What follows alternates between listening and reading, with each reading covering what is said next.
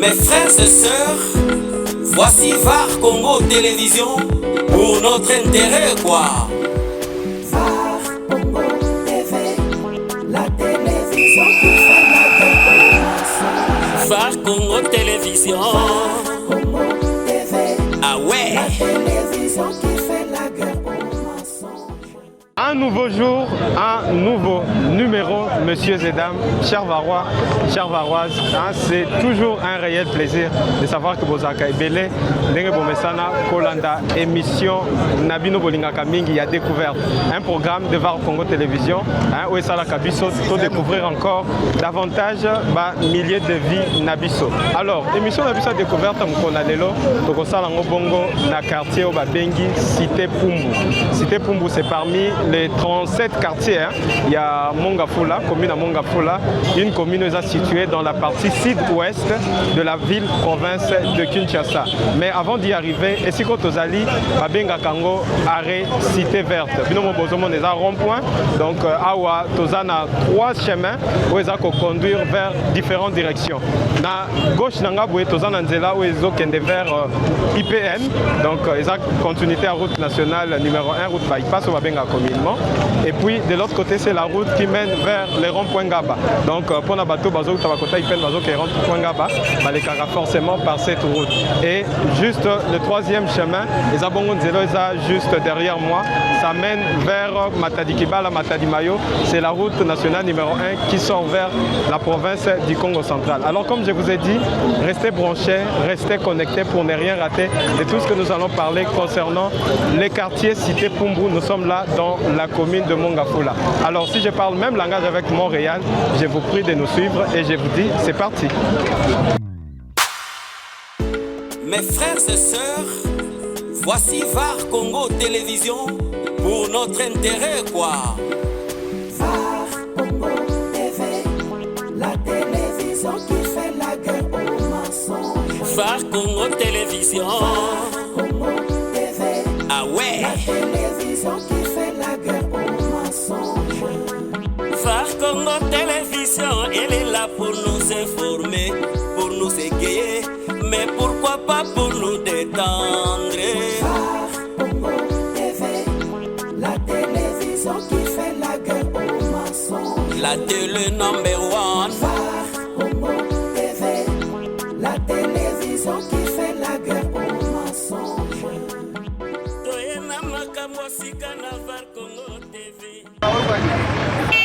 Alors, messieurs et dames, chers Varois, chères Varoises, les internautes d'une manière générale, et puis abonner à VAR Congo, découverte Nabiso Mkonalelo, Tokosalango, Bongo, na quartier au Babengi, Cité Pumbu. Cité Pumbu, c'est parmi les grands quartiers de la commune de Mongafula. Nous savons tous que la commune de Mongafula, c'est compté parmi les 3 premières communes le plus vastes. Il y a ville province à Kinshasa. D'ailleurs, ça occupe la 3e place. Donc, ESA, commune ESA, n'a pas quartier PBL. Au total, c'est une trentaine de quartiers. On parle des 37 selon les sources officielles. Alors, on a 37 quartiers. Tout ça là, quartier Cité Pumbu. La Cité Pumbu, c'est un quartier où il y a de Pukala. Donc, selon les informations aujourd'hui, la recherche sur Tosali, que VAR Congo Télévision a même la cabine, les vraies informations vérifiées mais aussi certifiées. Donc, selon ces informations, Cité Pumbu, c'est un quartier qui est aujourd'hui habitable. Et à l'époque, avant même la période pré-urbaine, quartier où les alaki non résidentiels, les alaki réservés pour notre activité quotidienne, beaucoup plus les activités agricoles, mais aussi les activités yakobokola, élevage, tout encore pêche, où banda qui fait kosala maawa. Mais depuis que la période pré-urbaine est le cas, donc les quartiers s'est ouvert et vers les années 1990, dès les quartiers et vraiment comme un quartier résidentiel où les lopé batu bakomi kovanda bino bomona engouement ils ont régné où ils ont marché na bangote mais ils ont marché mort de fortuite où c'est créé awa parce que batu bazo luka toujours na cadre il y a moyen de servir donc c'est un marché pirate bande konabiso bazoteka bomona pe activité beaucoup plus montant on les a activité principale au pesa maka awa donc disons ils ont fait parmi les moyens de transport transports les plus fréquents. Hein, donc, tellement Banzele, ils sont en plein chantier. Jusque-là, moto beaucoup plus. En lieu place, il y a bus ou encore transport en commun. Alors, Awa, Tozali déjà sur place.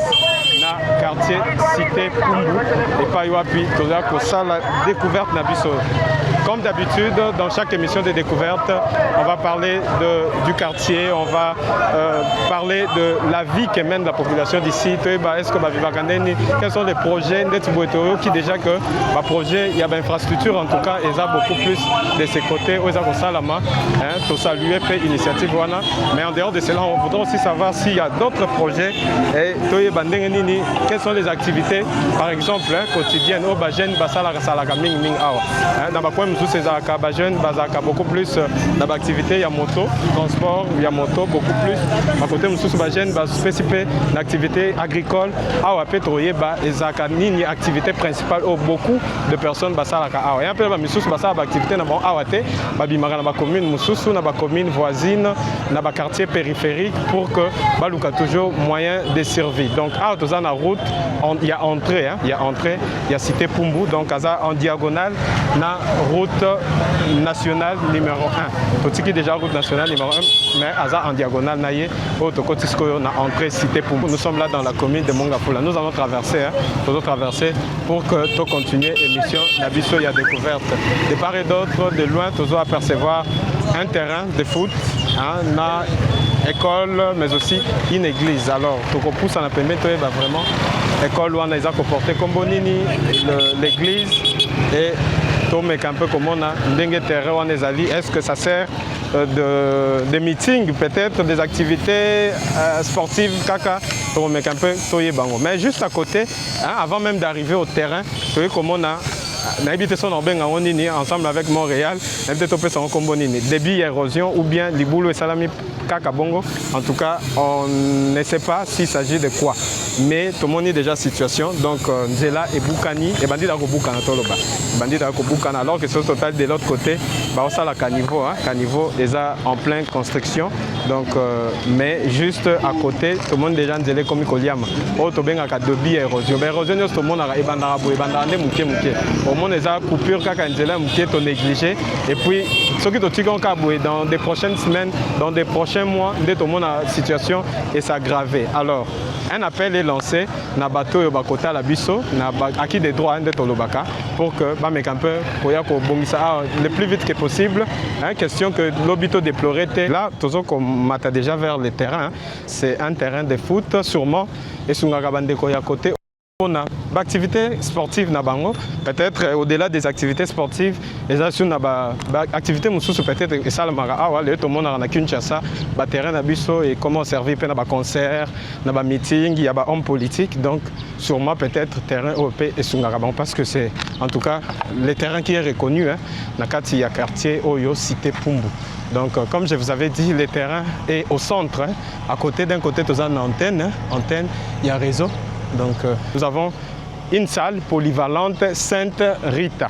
On a une salle polyvalente aux environs, disons, il y a terrain de foot. Et puis, juste à côté, il y a paroisse Sainte Rita. Donc, on comprend déjà salle polyvalente, c'est ça qu'on dépend de la paroisse. Et quand on a une salle, pour peut-être une activité, ou la paroisse, et ça, la bongo, na kati ya salle. Tomoni salle polyvalente Sainte Rita et école P Ezamupandi, école Ezamupandi. Donc c'est l'église qui a corrigir les deux autres endroits on a notamment la salle mais aussi l'école. Donc on a déjà tous un terrain, terrain à foot, il y a un terrain mon P. Il y a un tant soit peu, tout le monde appelle jeunes gens, peut-être classe, donc sûrement les terrains servent beaucoup plus de activités sportives. Peut-être tournoi entre les jeunes, il y a des quartiers, il y a des avenues, il y a des activités bongo et ça la cohésion en tout cas entre les jeunes. Parce que le long à Kinshasa, tous autres déplorer problème, il y a insécurité, problème, il y a Bakuluna. Bakuluna en a beaucoup plus pesaka. Barankin entre Bajen, il y a quartier X, na quartier Y, ou bien Barankin entre Bajen, il y a avenue X, ou bien avenue Y. Mais dans le cadre, il y a l'activité sportive, ça permet à ce que le jeune va s'unir au lieu de Kobunda, au lieu de violence entre Bango, mais ceux qui basent dans l'activité sportive, les tournois entre les jeunes, il y a quartier, il peut ça bien. Donc sûrement, ces terrains et servent à Bango pour l'activité sportive na Bango, beaucoup plus de matchs, il y a des loisirs, mais aussi ceux qui église, selon les informations pour gérer l'église et gérer, disons, terrain, la salle de fête. Alors que le terrain, c'est un domaine privé, il y a église. Donc, les abongos, la charge, il y a église catholique. Alors, donc, nous sommes en plein cœur de Kinshasa. Nous sommes en pleine journée, donc maintenant nous azobima aluka et lokoni na koki kosala toujours na cadre ya survie. Tout moment tout le monde a ba moto, misupe na makolo, ba na classe pembeni, donc c'est ainsi la vie à Kinshasa. Donc nous sommes dans la commune de Mongafula, une commune où est vraiment vaste, une commune yebani pe makasi, une commune oyo batubele pe balobela ngo, et surtout ba quartier le roi ba cité Pumbubwe. Les gens en parlent peu, mais c'est un quartier résidentiel. C'est un quartier où habitent tous les Kinois. Le Kolangani, Nayo, le Kolabakinois, Nyonso Baza, de partout. Donc, il y a Bongo, image, il y a quartier, cité Pumbu, dans la commune de Mongafula. Où ils ont compté comme 3e grande commune de la ville, province de Kinshasa. Mes frères et sœurs, voici VAR Congo Télévision pour notre intérêt, quoi.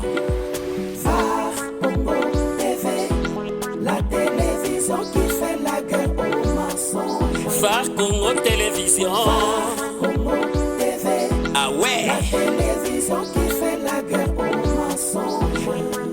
VAR Congo Télévision, elle est là pour nous informer, pour nous égayer, mais pourquoi pas pour nous détendre.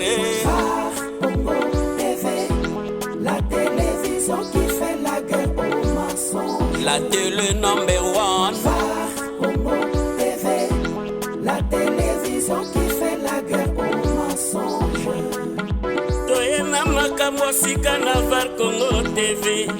Ba émission to memeli bina okaka. L'une des caractéristiques de la commune de Mongafula est Bongo P, érosion, c'est en tout cas parmi les communes où ils sont beaucoup plus touchés par l'érosion parce que dans la plupart de ces quartiers, ils ont une tête d'érosion un peu ébellée. Pour éviter, ils ont dû à quoi et puis jusque-là, tout le monde a moins fort, ils ont entrepris pour que calmer tant soit peu la progression à différentes têtes d'érosion. Donc, nous avons une commune de Mongafula, ils ont 37 quartiers selon les sites officiels.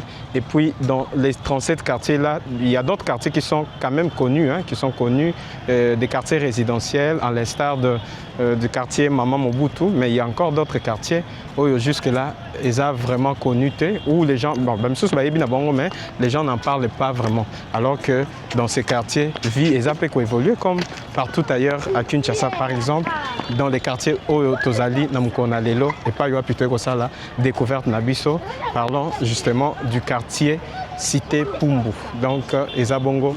L'information essentielle au Bokoï qu'on retenir dans un premier temps. Certainement, les Varois et les Varoises vont se demander pourquoi Babenga Kango cité Pumbu. Alors, je vous donne une explication bref et claire. La cité, beaucoup plus, ça désigne espace où ils ont planifié, espace où ils ont sali de lotissement. C'était beaucoup plus un langage utilisé à l'époque coloniale. Donc, ils ont espace où ceux qui belges planifié déjà, bongi 6 mois, conditions réunies pour que Batouba Vanda. C'est ça qu'on appelait beaucoup plus cité. Donc, les termes utilisés à l'époque coloniale. Il y a le cité Mobutu. Cité Mobutu, endroit au quartier où Belge peut vendre. Pumbu, c'est généralement en République démocratique du Congo, nous avons des langues nationales comme Kikongo, Lingala aussi. Donc zone Oyo, Batobele va utiliser Lingala na Kikongo. Alors on bâtira qui les mots Pumbu na Kikongo, si je peux dire ça, les mots Pumbu et Kibongo tirés en Kikongo. Donc ils ont désigné une zone basse, une dépression, un terrain marécageux, mais aussi un terrain sablonneux. Donc, ce que tu comprends déjà par l'explication, on a aussi ça. Il y a cité Pumbu. ezali donc terrain zone où eza marécagé, mais aussi non seulement marécagé, mais aussi eza zone où eza sablonné, hein, une zone où eza sablonné, donc sable eza un peu visible na ba nzela nde tuboye totambola toza sikoyo na route oyo eza na macadam, donc totiki bongo terrain toza sikoyo koenfoncer toujours na cadre il y a émission na biso il y a découverte, un programme de VAR Congo Télévision en tout cas qui vous permet de découvrir les différents endroits. Parlons aussi des quartiers. Dès que nous sommes dans le quartier Cité Pumbu, peut-être que tout comme Balongwa à Wakala, ça fait des années, mais on a image, il y a Cité Pumbu, il y a Lelo. Il y a VAR Congo Télévision à Kiti pour la collection, la vraie image du quartier Cité Pumbu. Ah, nous avons traversé, donc nous avons traversé pour taper dans la balabala, tout le monde a des lotissements et salamaka, comment est-ce que le respect des normes urbanisme ezali, donc c'est dans ce cadre de au monde pour une image claire et nette de quartier ou encore de comment se présentent aujourd'hui les décors ou encore les normes d'habitation, les normes de construction. Voilà ce que j'allais dire par rapport il y a différentes avenues où ezali na quartier Cité Pumbu. Donc yangwana nde sala biso totika pe ba route principale tokota na balabala pour que to la kisabino la vraie image concernant la ville-province de Kinshasa. Quand on est à Kinshasa, VAR Congo Télévision, ça ne s'arrête pas seulement à Kinshasa.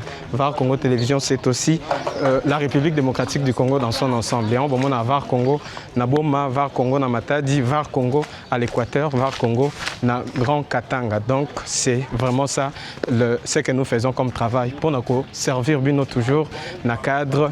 Il y a émission, Nabino Bolingaka Mingi, il y a découverte. Ici, nous sommes sur l'avenue Kinkindu, donc c'est le nom de l'avenue, c'est parmi les avenues. Ah, on a quartier Cité Pumbu, hein, avenue de Naïfsakibino, c'est les terrains, hein, disons la zone, les quartiers, les abonnements marécagés, hein, moi humilité, moi maï, mike, donc ah on boule bête, terrain d'abord est un peu glissant. Il y a une image, il y a quartier, d'une manière générale en tout cas, les abonnements caractéristiques, il y a quartier, mais tout le monde a peu courant. À Kinshasa, capitale de la République démocratique du Congo, Naïbité, tu vivras au 21e siècle, mais tu vivras au 10e siècle. Par exemple, les Cambo, il y a un courant, SNEL. Chaque fois, tu as SNEL, qualité à courant, qualité à service, et ça bien. Par raccordement, tu as une image, Naïbité, ceux qui sous d'autres sièges, ça la m'a est-ce que nous comme sous les lots vraiment dans le 21e siècle, en 2026, ça va raccordement caraboué, tu éviter. Parce que des raccordements zaboué, ils ont des câbles, il y a banane, il y a des mais en tout cas, c'est un problème aussi pour la population parce que dans la situation où des taux déplorés, ceux qui ont peut-être quand il incendie ou encore des signes après tout des signes tout parce que des abongos, ils sont isolés, ils ont séparé câbles ou un câble. Alors la plupart des câbles on les a rappelés dans la pota.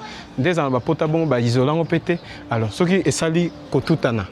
Imaginez-vous peut-être Mboulé Beta, Batuazo les Kananzela, on a câble quoi alors que courant est là. D'être déploré, Baka, il y a une source d'être déploré. Non, Batubaziki, Bazaki électrocuté par rapport à courant. Alors que cette situation, Tokoki faut éviter parce que Tokoki faut éviter en faisant quoi? Tokoki au salle raccordement bien, câble n'abuse en état bien, surtout Monique comme aux Bapota. Tout ça quand même moi entretien tout l'andela. Tout ça quand tu es éthique à câble, tous en abonné, foutre ta facture chaque mois et puis tout ça excusez, tout ça quand même entretien pour toi monsieur Zali, est-ce que les gens ont un problème tout qui t'a rappelé moi équipe sur terrain nakala moi les soldats na bando beta moment na batasnel na jeep na bonga pick-up quitter quand même pour que ça l'entretien difficulté ni déjà par rapport il y a service na bon mais les lots en tout cas c'est plus visible, les gens n'en parlent plus et puis tout ça qu'on déplorait à chaque fois nombreux cas soit il y a incendie soit baza électrocuté par rapport il y a mauvais câble il y a SNEL.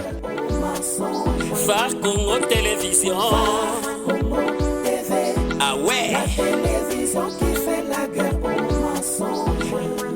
VAR Congo Télévision, elle est là pour nous informer, pour nous égayer, mais pourquoi pas pour nous détendre. VAR Congo TV, la télévision qui fait la guerre aux mensonges. La télé number one. VAR Congo TV.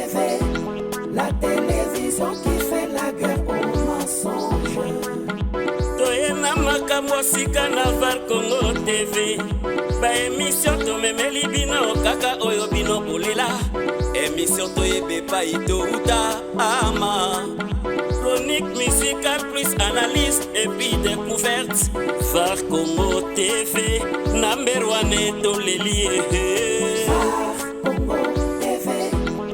Voilà, d'une avenue à une autre, présentement, toza na avenue Ngeba. Avenue Ngeba est l'une des avenues. Na carte, il y a Cité Pumbu.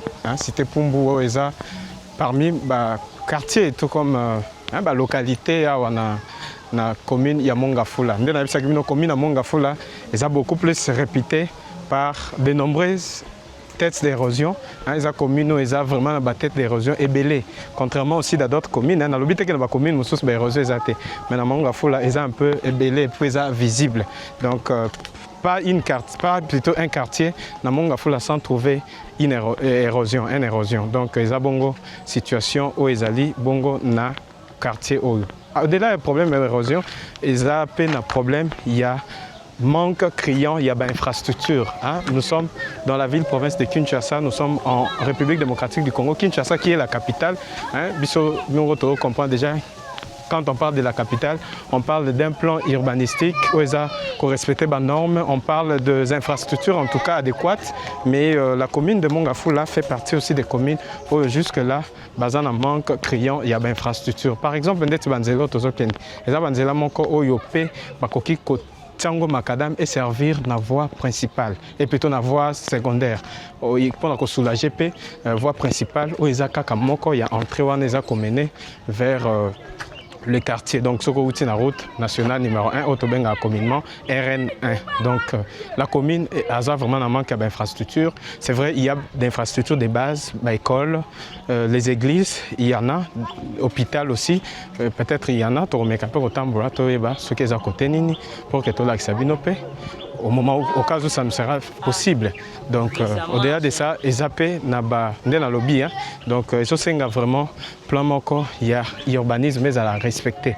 Alors que ce qui est total, selon l'historique, pendant l'époque coloniale, donc la commune de Mongafula, la commune plan urbanistique est inachevé. Donc, batika kango bongo. Normalement, il fallait avant batuba comme à Kovanda, si ça plan pour que le lot dénoncer les problèmes, décrier le problème d'érosion, problème de côté normalement vendre mais vendre grâce plutôt. Suite il y a explosion, il y avait la Kinshasa.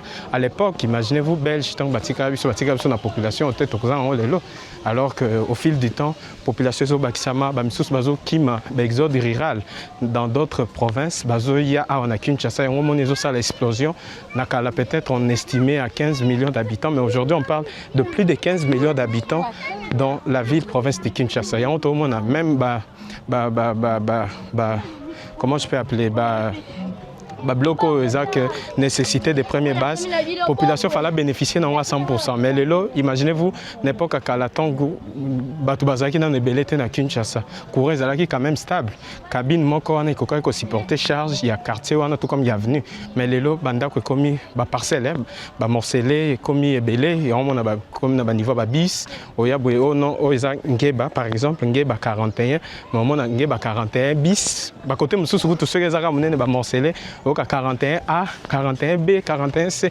Donc, il y a bon suite, il y a explosion, il y a ville, province, il y a Kinshasa. Alors que ceux qui, dans chaque province, dans toutes les 26 provinces, on a RDC, mais quand il y a un peu soulager tant soit peu les questions de base, c'est-à-dire les infrastructures, tout ce qui a les soins de santé à qualité, moi, la classe, qui est dans conditions bien, à foutre frais, un montant encore raisonnable, parents, ça, là, revenu, bien, et qu'on permettre à ce que les parents dans des conditions il y a bien. Alors comme tu dis, dans chaque coin il y a des infrastructures, des bases, écoles, hôpital, université.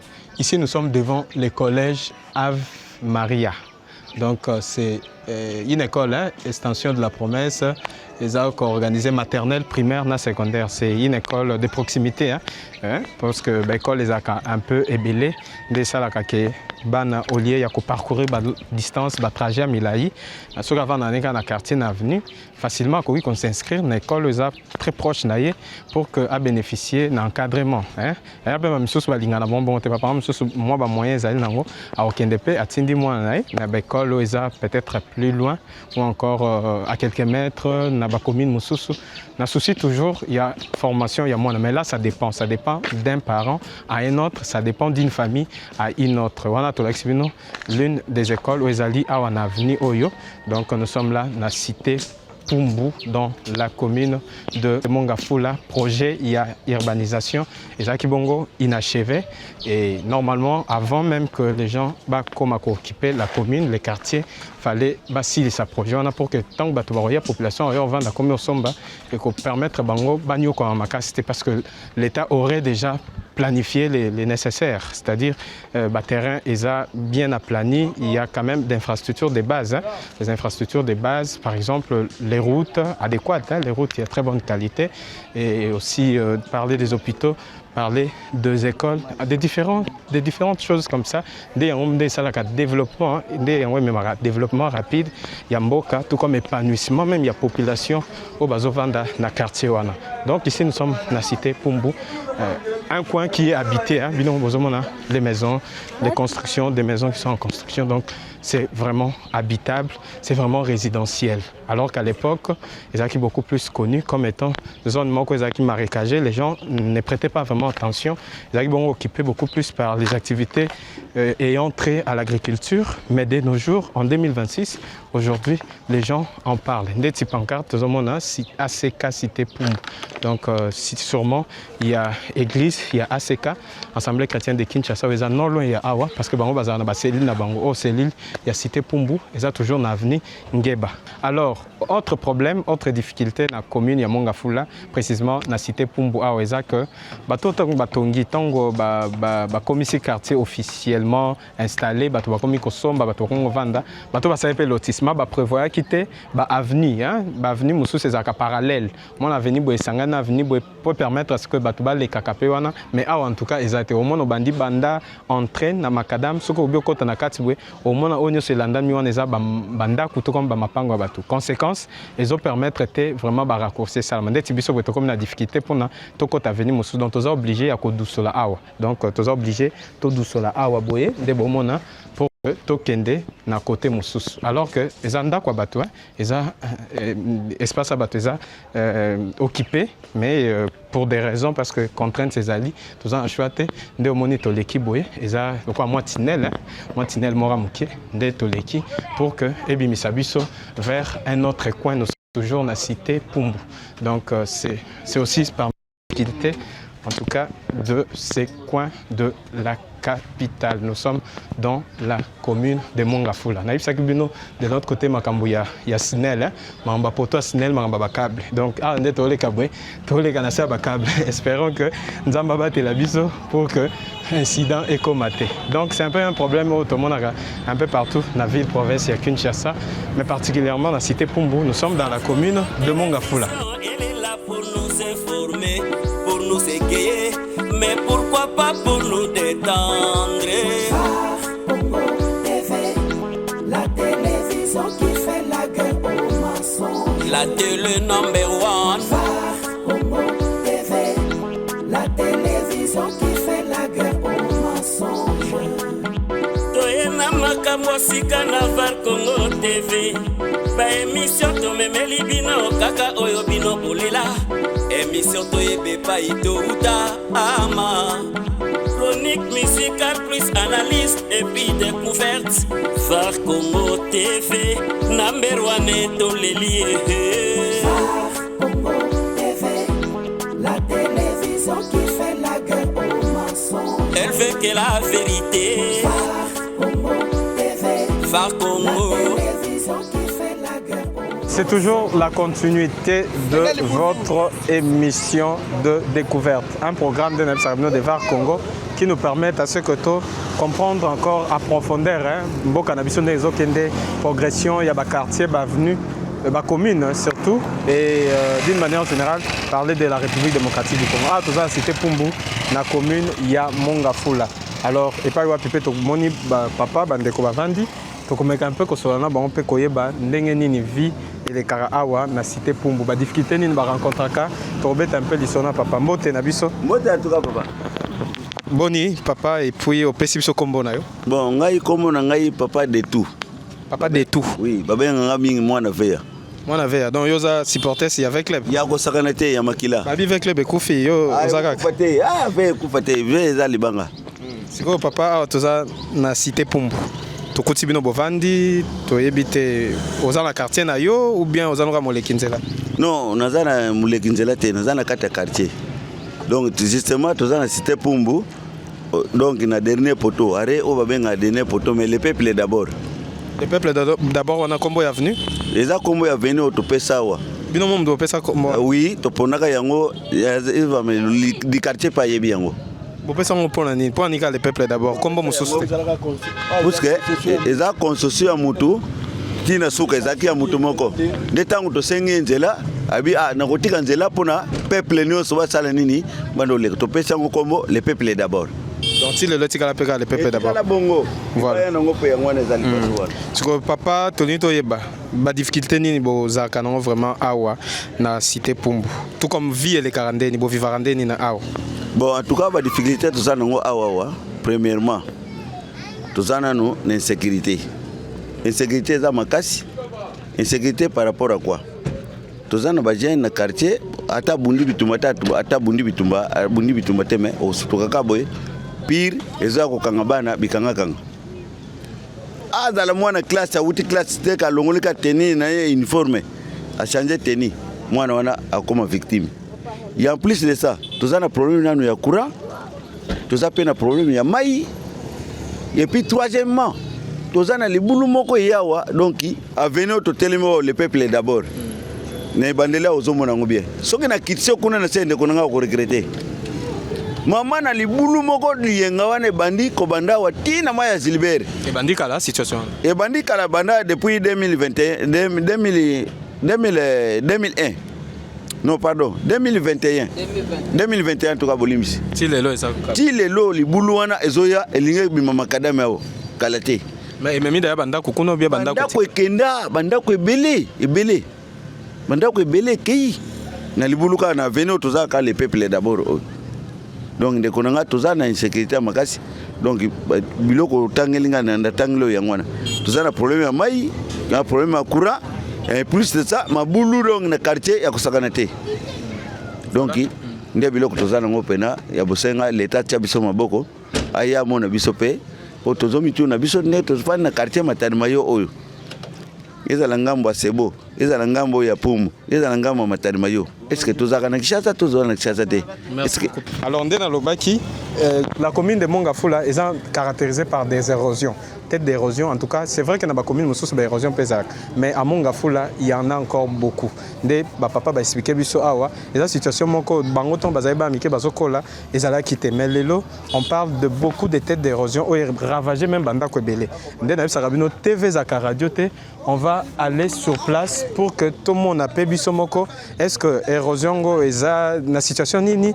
Tout le monde un peu qu'on palpe du doigt la vraie réalité. Alors, ndena sarabino TV Zaka Radio te, to comme sur place et on a papa Tadé, hein, moi n'avais des tours plutôt. Ah voilà, papa des tours, moi n'avais à solo.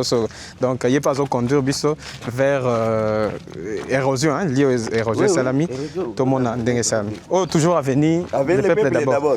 Mais le peuple d'abord, on a délaissé, tu éviter. Tout ça pena donc allez tout ça pena donc il y a kufa pour sakanate. Donc tala banda ko zomono eza na risque makasi. Banda ko eza na risque parce que érosion o ezo yela biso wa kala mingi te omona banda ko no somona betage tongombe awa ezo kende. Tout le monde est un peu pour adopter clôture, hein. Clôture on a un peu mis là. Il y a pour refaire face contre Bamaï. Hein. Oui. Parce que basali ba clôture c'est normal mais là mbeba o ezo yela biso kuna na se. En tout cas ezo l'indéconnable. Donc ende bo mona binombo ko mona ndenge makamu oyo parce que ce que tu lobi na maluba ka boy na bilili bomoni yango te ekozane tukosi tozo ce matin makamu susu oh tu as régé des eaux oui tu as régé des eaux yango moi tu yango tindela kabiso mai mais mai fali pena batan ebele mai yakati On a ce que vous avez là, forage ou bien vous avez forage te maya source donc ba jeune faut ba kitatina c'est voilà to komi déjà na érosion érosion babete biso lisolo déjà tant tozaki na makadam na entrée avenue le peuple d'abord to kaki lisolo ya érosion to komi awa papa détour to moni situation oyo bino mo bosali yango biso mo to sala ka be fort ya ko kanga mai boye ko luka moye ko sala te tana te bandako boye bandako ezokende o nyonso zomona ezaki bandako tala bino moko tina ngam bandako ezokende donc tozala insécurité makasi siko bosala yango comme canal ya mai canal kaka mwa mai oyo e bando kita kaka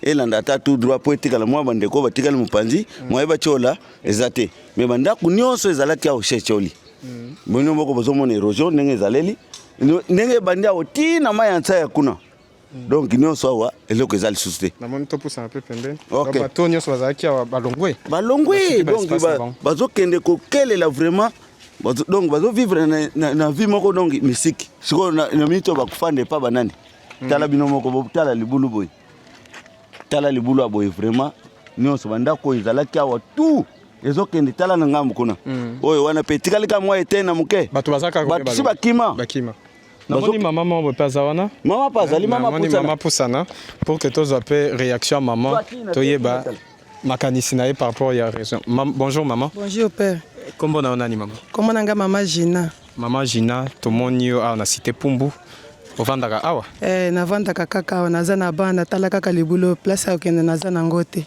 toza na pose bobongiselaka biso tovandaka na bana bien mais yozo banga te po tomoni bande comme ça bazaki ba kimi déjà kasi ba kimi baza na place ya okende nga naza na place ya okende te eza lopango na yo ozana bana na papa pazali naza na bana naza na papa siko liloba nini okoloba par rapport ebandi na ndenge ni bandi mbula ebetaka makasi ebuki bandako mba moto ebandaka muke ebandika ndambo ezomataka boye ntango wana mbula ebeti ebele talaka bandako mosusu ekweyi siko na minito bosala ndeni so mbula ebeta bokendaka wapi bozalaka na ndako na bino mai ekómaka kuna te tokimaka tomati kaka ngomba mbula esili tokiti nanu na bana bokenda na église église nini église na biso ya balobasi église na bino eza pembeni awa ezaka likolo donc so boke kuna mbula so esili après boye bosoki mbula ebeti siko journée mobimba bien na butu mobimba ntango wana ebetika na butu tovandi kaka binani mopanzi na bana ntango wana esili na ntongo tokimi mpona na kati ya mbula wana ekweyaka te mbula esili ebandi kokweya ntango wana esili ale tomati totala kaka ndenge wana ezokende ntango wana tomoni kaka mwa mouvement esili tokiti nanu. Merci beaucoup maman. Alors on a toki makanisi ya maman alobi bango so mbula ebeta pona ko éviter ba risque bakimaka kokima wana eza bakendaka na église. Très souvent, dans l'église, allons-y comprendre souffrance de la population à la cité Pumbu. Ils ont dû justement dans l'érosion. Mais la situation, à chaque fois, tant que nous solution, ce qu'ils ont mis, ils ont s'empirer encore davantage. En même temps, ils ont endeuillé la famille. En même temps, ils ont la famille dans une situation très compliquée. Imaginez-vous, maman, à l'objet donc, Ndenga à part awa zasu na toi mususta ko kende yena famille na yesu. Imaginez-vous ce qui alongwe awa akende suko futela na ba moyen ni pourtant awa eza lupangu na. Donc eza situation mo toza ko décrier, toza ko dénoncer à chaque fois un peu partout en la ville province ya Kinshasa, ba érosion za ko mema bandaku, ba érosion za ko boma, za ko stika ba famille en tout cas ba situation très compliquée o ezo sala biso vraiment pas. Si to lancer appel en tout cas na ba konzambo kanyon so bazota la biso, to ça banzela c'est bien beau. Lelo Kinshasa eza ko se moderniser par rapport à infrastructure, mais to bo ça na pété ba balaba la kati. To kota na kati total la difficulté ni population kota nango, surtout ba érosion boendeza présente to ba ndenge ni na sala pour que toya ko sauver population parce qu'à force il y a la situation ils ont démarré une semaine, 2 semaines, 2 mois, parlons même des années parce que la situation selon la population ça date de 2021. Donc 2021 le tour en 2026, plus de 5 ans, pratiquement 5 ans. Alors ils ont une situation très compliquée. Nous réitérons l'appel aux autorités compétentes ba mais un peu quota là ba population à cité Pumbu na Sakabino Kinshasa ezaka ka gombete Kinshasa ezaka limité Kinshasa ezapé cité Pumbu tout le capeto pesa recto réconforter population awa parce que bango pe baza ko mériter na ba droit na bon comme tout congolais comme tout quinois. Mbote maman. Mbote papa na ngai. Outi wapi maman? Nga uti kuna na dernière poto na peuple d'abord. Uti osani. Nga na uti na ndako sikoyo fallait na katsa ngambo kasi moyen ko lekeza te. Nzele koma penza crever donc il passe tozo souffrir. Ok, ne pona luka mai ko luka mai nzele za te faut kota na mapango batu ta libulu ndenge komi donc to souffrir moyen te. Mai ngo kenda luka wapi? Mai to ko luka na ngambo kuna luka kota matadi mayo Gilbert, mai mo babenga Gilbert. Faut to ka sangambo nzela on peut fallait to lekaka kitoko bien te to kota mapango batu bakolo mapango pe bazana bango quand même na raison bakangi nzela. Moi donc siko to lekeza te ya to senga ba mukonza mboka yo kela biso mawa tela biso to za ba veuve to souffrir to mo ba parce moi ko lekeza te libulu banda ko kuda se dindi neti biso ba misusu o to zola na l'église banda ko ezati banda ko no so se kei mukonza mboka ya papa na biso vraiment Félix atinda batu na ya makasi po ba ko bongsela biso nzela oyo. Merci beaucoup maman. La télé number 1 La télévision qui fait la guerre au mensonge. Toyena makambo sika na Var Congo TV. Ba émission to memeli bino kaka oyo bino bolela. Émission to yebe pa ito uta ama. Chronique musicale plus analyse et puis découverte. Var Congo TV number 1 to lelie. Voilà, nous sommes revenus sur la route principale Nzeleza Makadam. Donc, Nzelo Soko allongeons tout droit au Kebongo vers Kimwenza Gare. Mais biso toza toujours dans la continuité. Il y a émission Nabisa Découverte, un programme de Var Congo Télévision au Bolinga Kamingi. Merci déjà pour vos nombreux messages. Merci pour vos encouragements en tout cas. Des Ezosa la force Nabiso pour que tu continues à servir Bino dans de très bonnes conditions. De Var Congo Télévision. Place Bino au comité bavarois, Bisso, Torokoma, pour que tout l'Axabino, la vraie image, la réalité de la République démocratique du Congo. C'est dans ce cadre que nous poursuivons notre programme, notre émission de découverte. Oui, mais Bisso Lelo, la cité Pumbu, et Sikawa Pitozo, Tambola, pour que tout l'Axabino paye Ndengeni, cité Pumbu Zali, alors que bon de retenir, la commune de Mongafula, c'est un coin accidentel, et donc il y a milliers de gens qui vendent, qui construisent, parce qu'il y a différentes érosions, différentes têtes d'érosion dans la commune de Mongafula. Alors, quelques informations précises que vous pourrez retenir par rapport à Contrée Oyo. Et ça que, tout à l'heure, le quartier est fortement menacé par plusieurs têtes d'érosion. Ravins profondes, et ça causé vraiment désolation à la population. Donc, ça a causé makambo belé, baza obligé à kotika batwana pour que baluka place msusa revanda. Alors ce sont des situations très difficiles. Ce que vous pourrez aussi retenir par rapport à la commune de Mongafula, par rapport aux infrastructures, donc la commune a un manque criant en termes d'infrastructures. Donc, baza ba route vraiment adéquatité. Donc, cité Pumbweza, qu'on s'est dégradé, ba route au moins, ba route baza n'angwana mike, et là, na état vraiment, il y a bien été.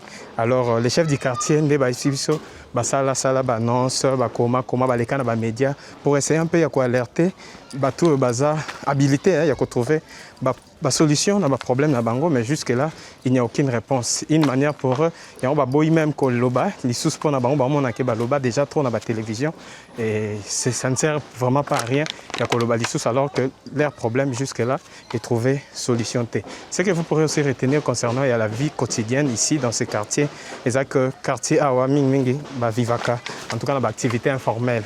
Donc moi beaucoup de mains pour des jeunes, jeunes beaucoup de mains, mingi basala on peut qu'un quartier, chantier en construction. Mon ailleurs on a proposé mais la minute ça qui a semenzelo pour que azwa moins quelque chose eux kosungaye alia et aider na moyen de servir.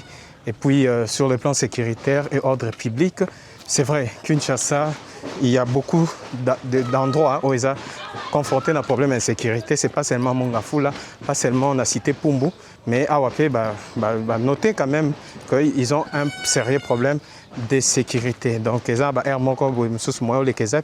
parce que jeunes, non seulement jeunes qui sont quartier, mais les quartiers voisins pour que s'aimer désolation. Nous sommes dans la cité Pumbu.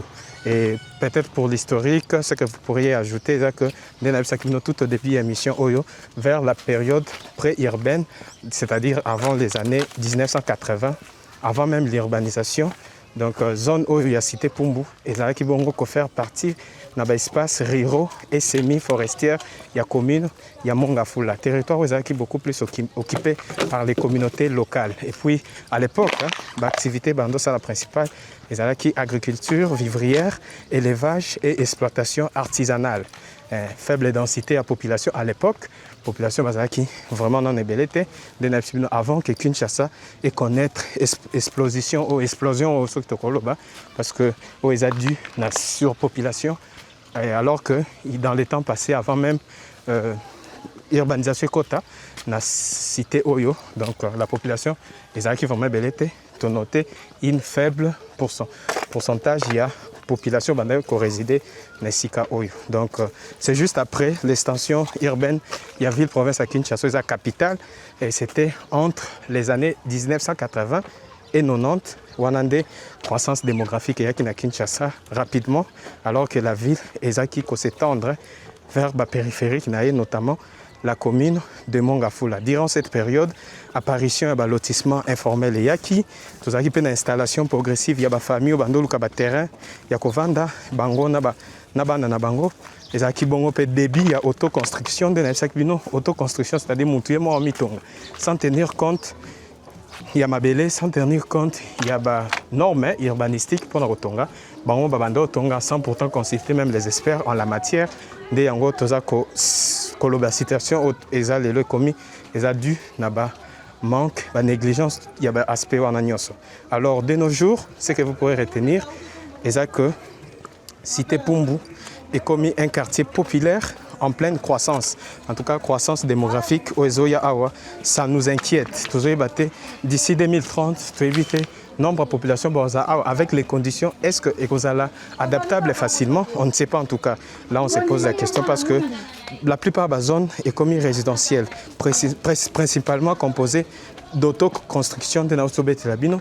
Donc, il y a des zones qui sont beaucoup tongate, mabeleza mabe, mais awa, bandeko bakomo tonga, wana nyoso po surpopulation comme la ville à Kinshasa, mutuna mutaromo luka azala moins la parcelle, mais sans tenir compte, il y a des principes, sans tenir compte, il y a des normes urbanistiques, il y a ce que vous pourrez retenir par rapport, il y a historique, par rapport à la situation actuelle au Tokoti Awa, donc tu confronter les passés à la réalité actuelle de Tomoni, et ça livre vraiment démarcation ma casse parce qu'à l'époque, les gens de zone Moussoussou, Batubaloba qui vendre même belge à l'époque, à Tikakangoke, non, il y a de telles zones où Batubakoi vendre Batubakoi au Tongate, mais compte tenu des conditions sociales, Yambo Kanabiso, Oyo, Biso Nabino, Toyebi, ou Batubele, Bayebi, Yango Salike, Bandekobele, sans tenir compte en tout cas, il y a des principes pour un agneau, Bandekobele, Bakomi Vanda, donc c'est pour nous encore les moyens de rappeler naba varois nyos naba varoise avant ya kosomba en tout cas yeba mabele zoba information essentielle concernant mabele ngosomba pour que plus tard au regretté. Donc dans le cadre toujours de vous servir d'être sakabino var Congo Télévision la place oyo bino bavarois na bavaroise boza la difficulté à recommen parce que la communauté varoise eza na ba twebele bamsusu baza beaucoup plus pe na bamboka ya bapaya donc impossibilité aux alapos que beaucoup ma mais biso ndeto mipesa devoir ya kokoma ya kotambola pona ko servir bino pe tout la kisabino ndenge ni Kinshasa eza ko évoluer ndenge ni Kinshasa eza ko tambola ya wana to sala ka ba découverte na ba différentes communes na ba différents quartiers ndebino bozomona eza vraiment cité Pumbu habitable. Nous avons des belles maisons qui sont construites, des grandes maisons aussi. Hein. Donc la population vit malgré tout, malgré les difficultés, malgré les problèmes d'érosion, malgré les problèmes, il y a maï, il y a courant, des bandes de Kobalobaki, mais quand même, les oiseaux vivent quand même, au-delà de tout. Hein, parce que la vie ne se limite pas seulement à nos besoins, bien qu'ils aient besoin primaires, normalement, il fallait tout bande par là. En dehors, il y a besoin de satisfaire, mais la population y vit quand même. Donc, la commune de Mongafula, normalement, vu le terrain, ils ont place belle ko vandate. Donc, il y a l'autre monde à ce que basombi, tongi, parce que Kinshasa, ils ont d'ailleurs une explosion. Surpopulation, occuper les sous vraiment tes places au somba, place au tonga. Les soucis, ils a trouvé moins place pour que avant d'aller na banana. Et pourtant, c'est pas comme ça qu'on devait construire. Avant de construire, il fallait tout tenir compte. Il y a des terrains, il y a ma pelle. Est-ce que c'est favorable pour la construction?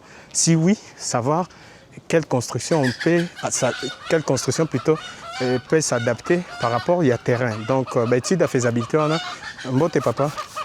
Étude de faisabilité, on a des études, il fallait ça en amont. Et il va permettre à Bisso, les lots, tous ont des problèmes, tous ont décrié les lots. Mais on a besoin de construction, malgré tout, mais tout le monde est juste à notre droite. Ils ont un terrain vide jusque-là. Tout le monde peut matériaux de construction. Ça s'avère vrai que Bazali a préparé. Donc, tout ça est vraiment en place à Somba. Ben Bavaro, Bazana Bamboka Paya. Peut-être qu'ils ont besoin de Somba terrain. Total, en tout cas, s'il vous plaît, avant de Somba Mabélé, avant de banda construction. Pourquoi pas tout confier ta chouana na bateau bazaba expert en la matière. Bateau bayebi makambo, bateau bayebi musala wana. Ba onde ba yebisa que non terrain oyo.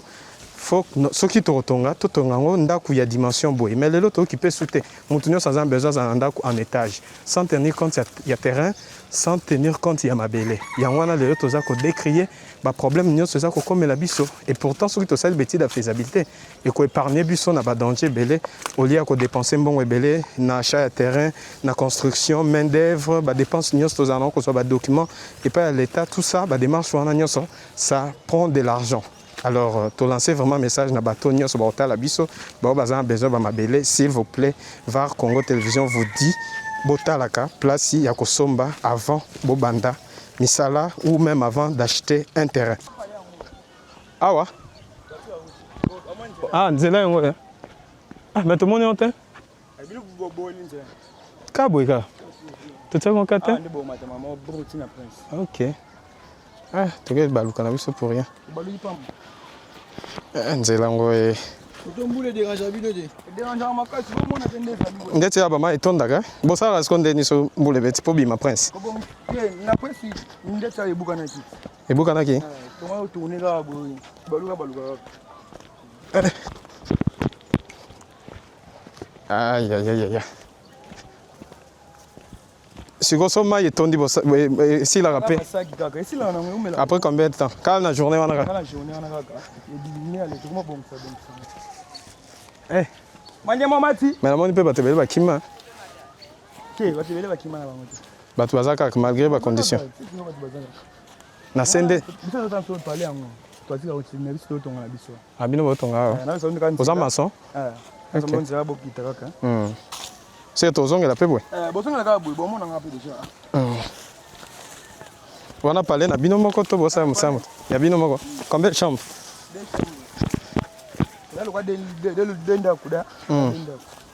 mais bon, un problème d'érosion, érosion comme à Wete. Bien sûr.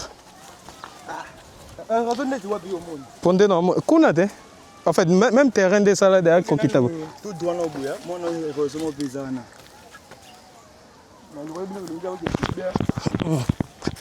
Érosion, tu as dit que tu as dit comment vous pouvez en comprendre?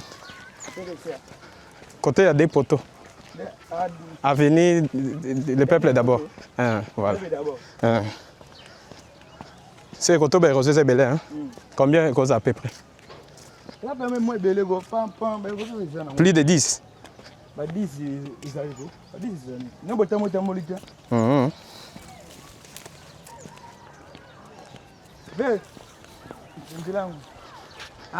Nzela ngoyo. Kaya ngoka. Donc to kelega. Non la naka nzela. Si beaucoup même mbila ngana no mona bino na msika nyo ngam nyo bosala ngana na bino. Ça va, merci beaucoup. Comment on Ado. Ndeko ado. To bunyo be libso ka boye. Tiebo bobunga be so bodini. Wani pona potopo maele nde po so olandi wani bablo na potopo toi. Boko be ba pe na habité. Ambuye mana 6 ans ngoto. Te lokote. Boye ko ça. Boye mo sama ngam na bino ti. Pecha mkingi bazaba ngwana ambuye mani uza. Ça va, merci beaucoup en tout cas. Tozonga la rabo.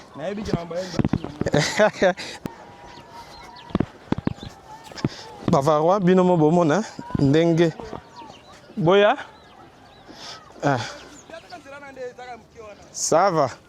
bavarwa bino bomona donc nayebisaki bino bato basalaki lotissement awa na Mongafula précisément na cité Pumbu donc batena quantité ya koprévoir espace ou bakocréer baavenue non seulement ça bato mpe batongi mabe déjà basombi mabe déjà donc tant basombi mabe batongi mpe mabe yango wana ecréer basituation oyo mais hormis cela terrain oyo mpe déjà naturellement eza terrain moko oyo bato bakoki kotonga te bakoto nyonso bato tokokomona bandako te peut-être bilanga ndenge idée batikelaki yango mais tomona lelo Kinshasa surpopulation mutu to alingi azalaka na ndako na ye mutu to omona ke bon nafutela c'est pénible bon nasombaka place nyonso na omona et pourtant eza na baconséquence basituation tozoleka imaginez-vous imaginez-vous tout ça en plein 21e siècle on a glissé dans quoi donc bon excusez-moi c'est ça baléa technique donc tout ça en plein tournage toujours na souci à conserver oui non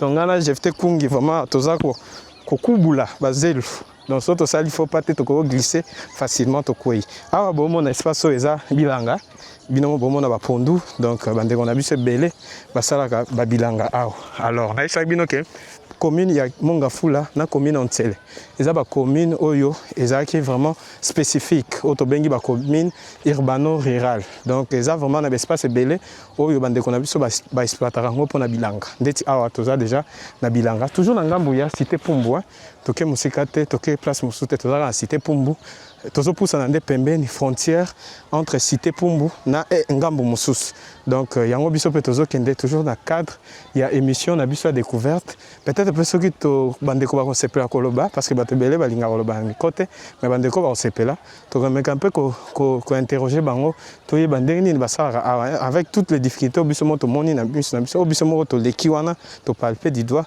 to ye ba bango ndeni basala surtout que ça lié d'activité na bango place ba rosala bilanga na bango awa na habité soki et aux possible en tout cas to kuta na pena bandeko to solana bango to yeba comment basalaka awa ndenge ni ba activité na bango elekaka donc tozo poussa na malembe bo sentir même que toza essoufflé donc bango ba wana to kiti et ça déjà pénible mbote maman mbote bonne santé nzela ya kolekeza wapi tout droit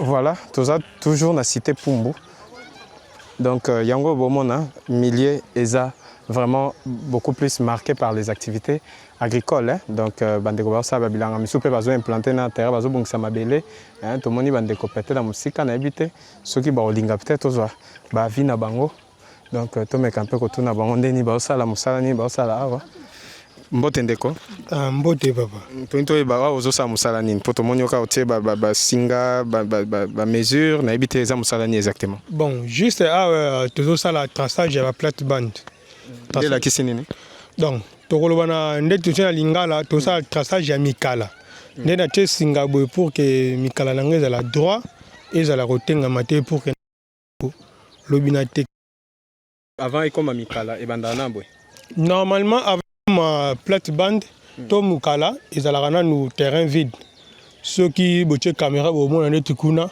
eza terrain vide donc kuna sikoyo na mito mwa tolone ya te parce que toana érosion monene efongami donc na moment mbula ezokitisa mabele ezokunda plate-bande mais tandis que liboso ntango érosion ezalaki te kuna nyonso ndo osala sikoyo ezokaka bino mpe combien de temps kosala batraçage osala bon ça dépend kosala traçage ya plate-bande boye eza ça dépend ya force ya mutu ndeti yo précisément osala combien de temps ndeti boye nga so na ye pene na côté admettons que 7 heures tina bima du 7 heures so na tracé 3 plate-bande to 4 plate-bande na tracé mais ça na mutu musu pe moko apotani nango waza ke non oto ba ke non balba en français amateur a m'équiper moko assisté pe moi pe moi 3 jours pas mais ce qu'on a besoin de na ba expérience ya musalango na rapidité donc ah ouais Phare Congo Télévision, elle est là pour nous informer, pour nous égayer, mais pourquoi pas pour nous détendre. Phare Congo TV, la télévision qui fait la guerre aux mensonges. La télé number one. Phare Congo TV, la télévision qui fait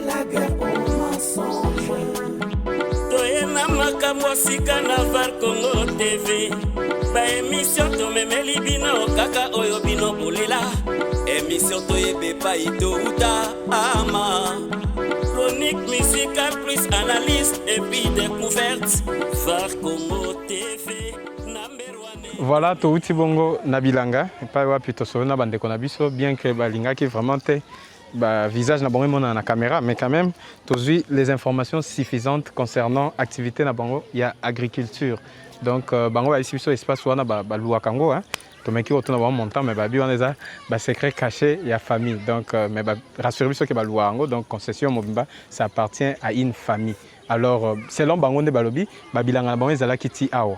Donc il y a quelques mois passé babilanga bango ezala kitia mais le resali ke balongwa awa ba poussa na kuna awa ba toucher sous terrain tikala boye eza suite il y a érosion o esalami ebukani donc mabele akuna soki mbule beti e bandai ko kitatia à tel point que za ko bebisa babilanga na bango par exemple so balona ki déjà au mona tambo ya boye bakuti ba mikala na bango e bebi nde yango na ezaki situation esalaki favorisaki ke bango balongwa awa pour que ba poussa na kuna ba kende ko sala bilanga na bango biso moto mona situation etikali awa après babilanga nde longwe donc to mona da mabele hein mabele za humide parce que au mona mabele mai et vandi yango mabele elembi kutu donc so moindre mouvement tango au sentir que mabele eza ya kolemba yango wana est progressé vraiment et puis baby si même terrain hein, to mona retika nzela bato ba le kame selon bango balobi que awa nyonso awa ezaki bilanga donc ezaki bilanga bando permettre bango ba comme vraiment kosala babilanga toujours pour na koluka moyen de service so basali ba mukana bon ba sisi ba ndote qu'on a différents endroits et pas yoapi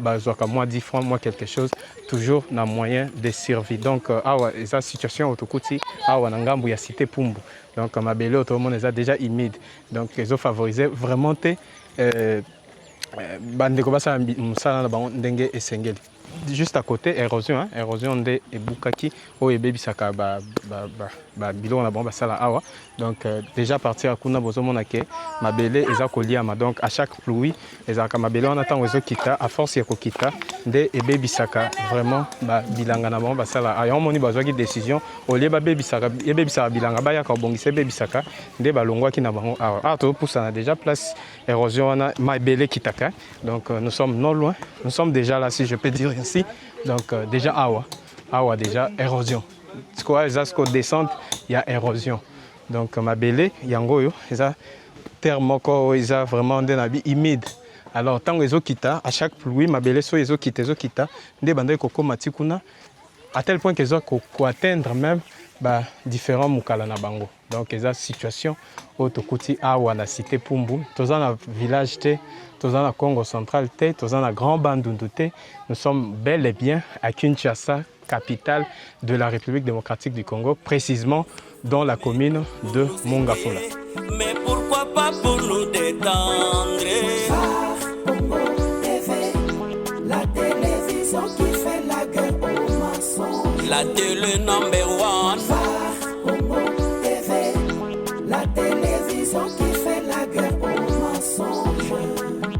Toyena makambo sika na VAR Congo TV baémission tomemeli bino kaka oyo bino bolela émission toyebe pa itouta ama chronique musicale plus analyse. Voilà toujours na cité Pumbu juste na descente il y a érosion tout ça bon na rivière Gilbert eza combo ya rivière donc c'est rivière onde mutesunga bango bazwa mai tellement que la commune est un peu en difficulté hein, par rapport ya mai il y a régie des eaux alors yango moni mai ya source oyo eza source hein, source naturelle yango nde esunga bango quand même bazwa mai pour que mayo kaka yango bamelaka mayo yango kaka basokolelaka bilamba mayo yango kaka basokolela nzoto mayo yango kaka balambelaka donc eza bongo situation tokuti na cité Pumbu eza bongo rivière o babengi Gilbert mais quand on a bon combo wana pourquoi balobi non bango pe ba éviter la plupart des cas parce que la tokuti la plupart ce sont de jeunes gens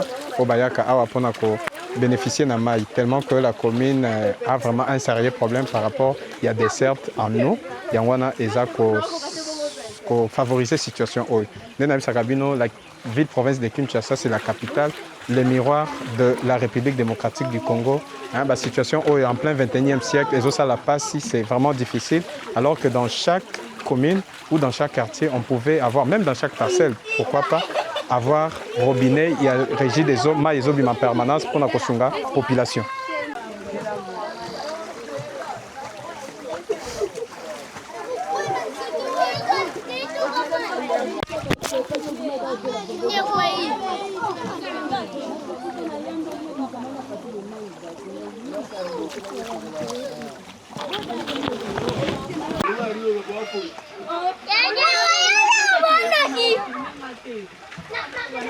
Alors, chers Varois, chères Varoises, c'est toujours la continuité de votre émission Découverte.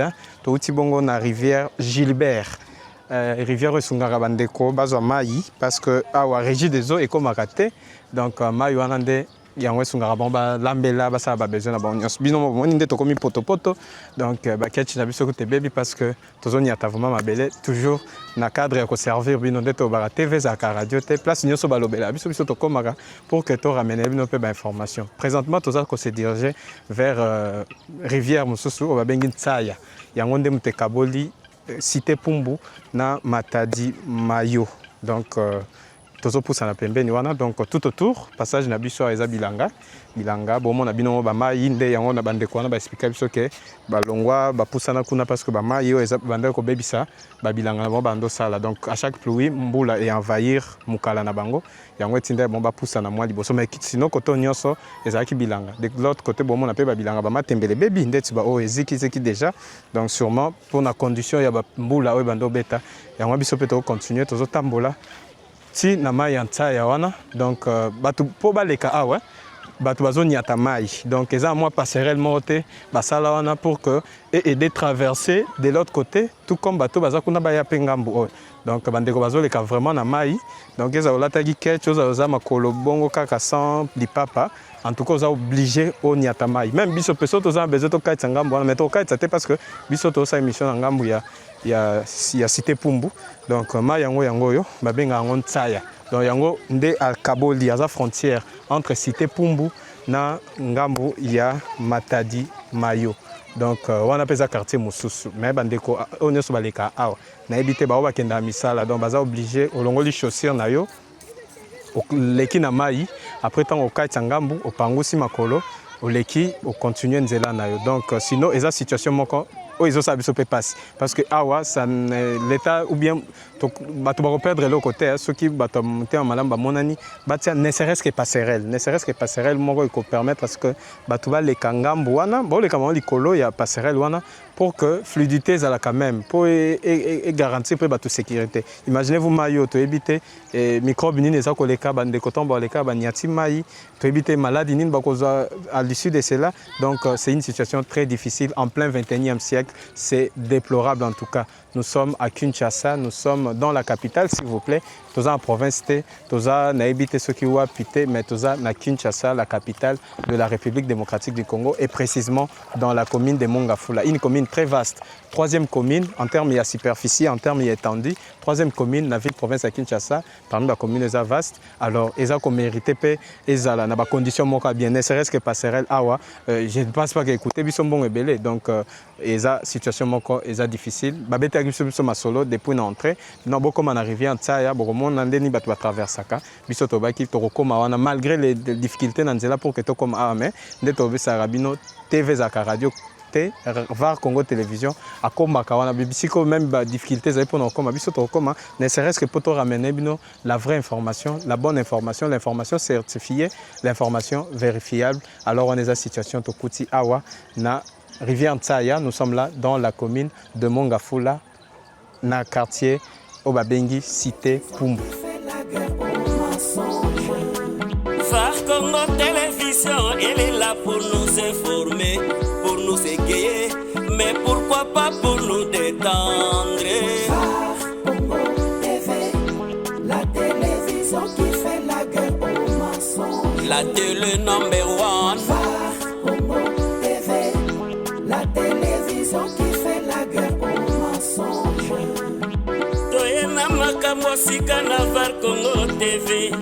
Ba émission to memeli bino kaka oyo bino bolela. Émission to yebe pa ito uta ama. Chronique musicale plus analyse et puis découverte. VAR Congo TV number one to les lier. Ah. Voilà, vous avez certainement été très nombreux, alors très nombreux à nous suivre, à suivre notre balade, à suivre notre découverte. Découverte na biso mokona lelo, tosala kiango bongo na quartier wa bengi Cité Pumbu. Les amis na commune ya Mongafula. Mongafula est vaste, de na biso bino, eza ko compter 37 quartiers selon les sources officielles. Alors de l'autre qui bongo spécifiquement pour na quartier wa bengi Cité Pumbu. Nous avons baladé to la kisibino lelo image à Cité Pumbu. Tomeki un peu sur la peine bande kokoye ba vécu quotidien na bango les kakandenge nini bino mo boyo kinde to baka non comment pas de commentaires à mettre là-dessus mais c'est pour nous l'occasion de vous annoncer la fin complète de ces numéros et numéro certainement bo ko sepela nango bozaki belé ya kolanda biso nde na bisa kabino pour plus de détails pour la information les sources détaillées concernant ba milliers na biso découverte n'hésitez pas en tout cas à contacter biso sur le plus 243 89 01 65 370 je répète plus 243 89 01 65 370 les numéros nanga moko ceux qui bobenginga na kopesa bino ba détails concernant d'autres endroits où ça la découverte. Alors un grand merci à la grande famille VAR Congo Télévision, à la coordination. Nous profitons de l'occasion pour saluer tout le monde, en tout cas sans oublier le boss des boss, monsieur G.I. Bessadi, sans oublier également maman Mireille Nkombo. Nazabon son atangi papa nabosa na pete kotanga kombo ya mama nabosa nite équipe technique accompagnenga derrière la caméra GFT Kungi Game Tazari Simon estime plutôt il y a ba image nous bon moni réalisation complète émission et Zaki Bongo assuré et pas naïe. Un grand merci na Bavarois na Bavaroise nous sommes merci ndenge bokomela rabiso merci pour notre encouragement to Isaki Bino 2026 une nouvelle année avec de nouvelles perspectives. Alors depuis la commune de Mongafula au quartier Cité Pumbu, bienvenue les mains et GFT Kungi, nous vous disons un grand merci, au revoir et à très bientôt. VAR Congo TV. VAR Congo Télévision, la seule télévision qui fait la guerre aux mensonges. Ah ouais.